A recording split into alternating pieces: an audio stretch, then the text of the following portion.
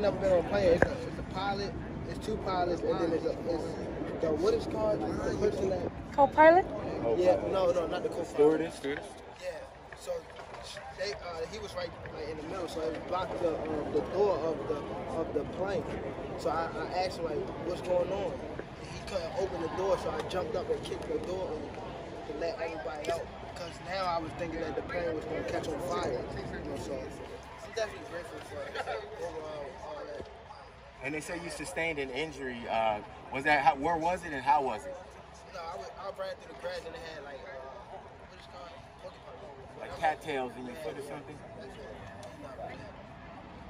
And if you, Definitely grateful. I was gonna say, would you rather fought Jake Paul opposed to Rolly? You know, seeing that fact they're both, you know, trolls in your eyes. I mean, Rolly is actually a fighter, so I'd rather fight Rolly than Jake Paul. A lot of the fighters that are around the division like to call your name out. Is Rolly the bravest since he's the one that got the fight? No, Rolly is probably the luckiest. He's lucky. Like, that's what, come on, bro. You should, like, all the top guys, this, what is called, Four Kings, who can actually draw people? Like, who do they really want to watch? You know what I mean? Like, who do they really want to watch? Me. They don't want to watch the update. Come on, bro. Everybody called me out because they want money. They want fame. They want, you know, that's cool. But I understand what's going on. So they don't really get you.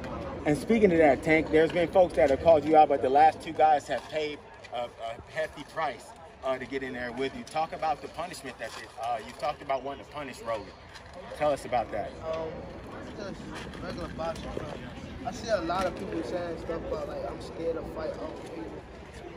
When did I ever turn down a fight? I never once turned down any fight since I've been signed to Al or Mayweather Promotion. I never turned down one fight.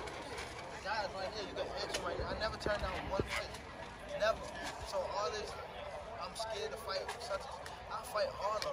I fight everybody. I fight the fucking heavyweights. I don't care about this.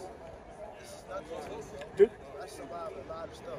Does Rolly's trash talking inspire you for a quicker knockout? Nah, it ain't not no quicker knockout. I mean, this is what you're supposed to do. You're supposed to sell a fight. You know what I mean? So I'm supposed to win. Would you rather knock him out or would you rather punish him through 8 or 9 rounds? I'd rather punish him 12 rounds, 15 rounds. How motivated are you to purely humble Rolly Romero? You talked about his antics and his dress. How hungry are you to simply humble him?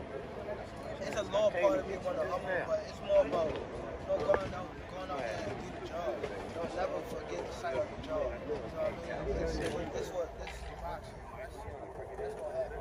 I'm not focused on getting the job. Where's this level of maturity coming from? You've seen that you've grown so much in the last 3 years.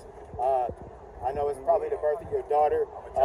What's changed with you? You seem so humble and different.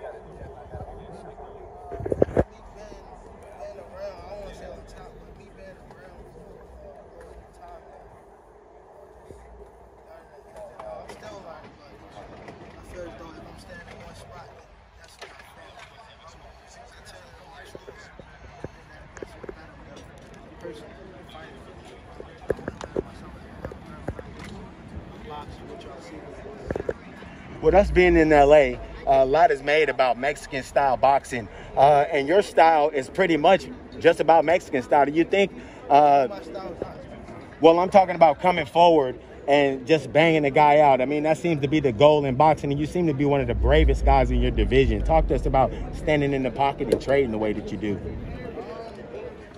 It just depends on the opponent. You know, I give different looks. I didn't always. You see me with Mario. I didn't hang with him. I didn't know what he was bringing to the table. Right. Before that, my last fight was at 130. You know what I mean? So I got all the. I'm full package. This guy is not full package. He just you know what he's bringing. You know what I mean? Y'all know what he's bringing. So it is what it is. Just buy the fight. Why do you think other fighters have such a hard time selling out venues? I don't know. That's not my job to tell. Why do you think that is, Henry? Because it takes time. Becoming an attraction is a process, and that's what happens. And I don't want to call names. No. these guys, they win titles, and then automatically they think they are much bigger than they actually are. And over time it will tell, you know, we see there's one guy that's out there that's consistently doing it, and it's the guy sitting to my left. I mean, he's showing you that whether it be overseas in the UK, whether we go to New York, whether we go to Baltimore, whether we go to Atlanta, we come out here to LA. He's a clown. He's a clown. He's a clown. And when it comes down to that, is that's why you see that these guys, they can't even come nowhere close to what he's doing. When you actually look at it, you know, you can say there's this one particular company, and you say, okay, in 2021, your top 5 fights to this other company, your top 5 fights, you can put those 10 fights together, and their live gate won't equal what he just did in Atlanta, and that's a fact. Would you respect the guys more if they just said what it was, that you are the fighter that brings the most money instead of the scared and other narratives they try to bring around? Yeah, I think I respect them more because that's real. I mean, even if you feel like you're the better person, you know what I mean? It just every time they say something about me, it's negative. You see it. It's basically jealousy. That's all it is. That's all it is. It's not about who's better. It's about jealousy. They want to be in my position. I mean, but I know what it is. That's why I don't really talk about it. But you realize there's the boxing world on Twitter, which is a couple hundred people, and then there's the millions of fans that love you and follow you. Yeah. So that's what it really is. You know what I mean? It's boxing, media that like I guess don't like me. And then it's just like other like outside of boxing that they love it. You know what I mean? That's why I went. It's not just small boxing. You know what I mean? People on boxing. I have the whole people. You know what I mean? That's what I'm really trying to do. I'm trying to keep building myself as a household star. name. Yeah, household name. You know, I'm not worried about who don't like me because that's when I get caught up in that. Do you feel like Floyd's saying you're gonna fight only in-house fighters that's gonna get into Well, let me cut you off with that. For starters, that whole statement is blown out of proportion. Is that in boxing is a business. Just because, again, what happens is that, you know, there are a lot of fighters out there. Tank is at the top of the game. Already at 26 years old, I don't have to keep on saying it, he's already one of the best fighters in the world. He's already the most exciting fighter in the world. And he's also, there's only 1 or 2 people that are ahead of him as far as being an attraction. And one of them is Canelo.